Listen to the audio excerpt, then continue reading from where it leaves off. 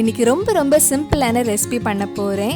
Evening டைமில் tea குடிக்கும்போது ஏதாவது சாப்பிடணும் தோணுச்சுன்னா 2 நிமிஷத்தில் ரெடி பண்ணிடலாம். இந்த டேஸ்டியான ஃப்ரெஞ்ச் டோஸ்ட் எப்படி செய்கிறதுன்னு இந்த வீடியோவில் பார்க்கலாம். ஃபர்ஸ்ட் ஒரு பவுலில் 2 முட்டை எடுத்திருக்கேன். முட்டையை கொஞ்சம் லைட்டாக பீட் பண்ணலாம். முட்டை பீட் பண்ணதுக்கப்புறம் உங்களுக்கு எவ்வளவு இனிப்பு வேணுமோ அதுக்கு ஏற்ற மாதிரி சுகர் ஆட் பண்ணிக்கோங்க.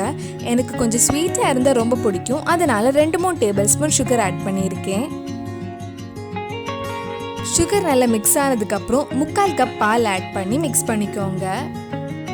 ட்ரெடிஷ்னலாக ஃப்ரெஞ்ச் டோஸ்ட் பண்ணுறப்ப கொஞ்சம் பட்டை பொடிச்சது போடுவாங்க. எனக்கு அந்த சின்னமன் பவுடர் ஃப்ளேவர் பிடிக்காதனால நான் போடலை. நீங்கள் பண்ணுறப்ப வேணால் கொஞ்சம் போட்டுக்கோங்க. கடைசியாக 1 டீஸ்பூன் வெனிலா எசன்ஸ் ஆட் பண்ணி மிக்ஸ் பண்ணுறேன். இது ரெடி பண்ணதுக்கப்புறம் ஒரு பேனில் 1 டீஸ்பூன் நெய் ஆட் பண்ணுறேன்.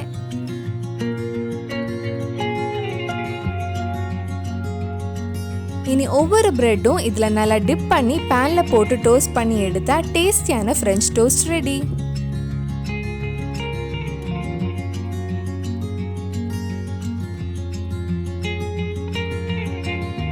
ஒரு சைடு கொஞ்சம் டோஸ்ட் ஆகி லைட் கோல்டன் கலர் வந்ததும் திருப்பி போடலாம். இப்போ 2 சைடும் நல்லா டோஸ்ட் ஆகிருக்கு. இதே மாதிரி எல்லா பிரெட்ஸையும் டோஸ்ட் பண்ணி எடுக்கலாம். நான் எடுத்த முட்டை பாலுக்கு 7-8 பிரெட்டு இதே மாதிரி ரெடி பண்ணி எடுக்கலாம். இது பண்ணுறதுக்கு ரொம்ப டைம் ஆகாது, 2 நிமிஷத்தில் ரெடி பண்ணிடலாம். நாங்கள் மோஸ்ட்லி ஈவினிங் இந்த மாதிரி தான் செஞ்சு சாப்பிடுவோம். எனக்கு பர்சனலாக இது ரொம்ப பிடிக்கும்.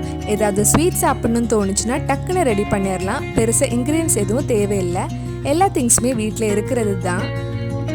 தேவைப்பட்ட பிரெட் போடும்போது கொஞ்சம் நெய் ஆட் பண்ணிக்கோங்க.